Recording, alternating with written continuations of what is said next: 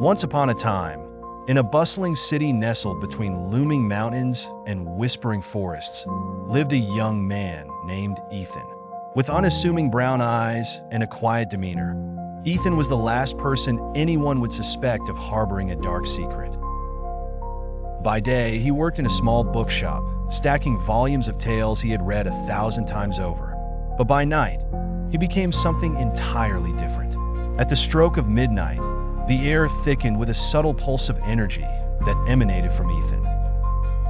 His reflection in the shop's window mirrored his true self, a being cloaked in shadows with eyes glowing red like burning embers.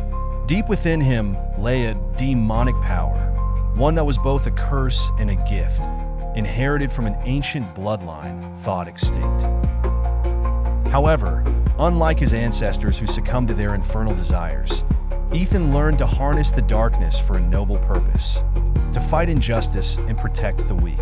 As the city slept, a different world came alive, teeming with those struggling under oppression. Nights were Ethan's realm, where shadows guided him to places where voices screamed silently for help. With a flick of his wrist, he could command fire.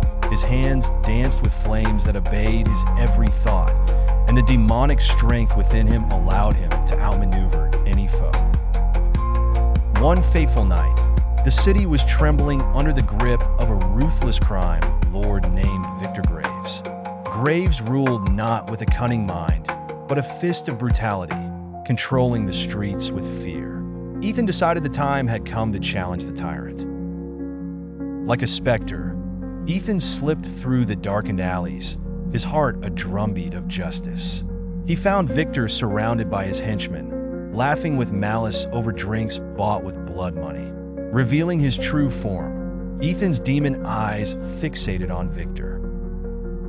With infernal flames curling around his fingers, Ethan battled the henchman with an elegant, fiery dance until only Victor remained. A terrified Victor cowered as Ethan stepped forward, his shadow looming large, risks calculated. "Your reign ends tonight," Ethan declared, his voice an ethereal blend of humanity and something ancient. In the aftermath of Victor's downfall, the city awoke to a new dawn where whispers of a mysterious savior filled the air. Ethan continued his silent vigil, a guardian of the night, knowing that his powers came with no promise of peace, but an ever-present chance for redemption. Yet, in his clandestine battles, he found purpose, redefining what it meant to wield a demonic power for good.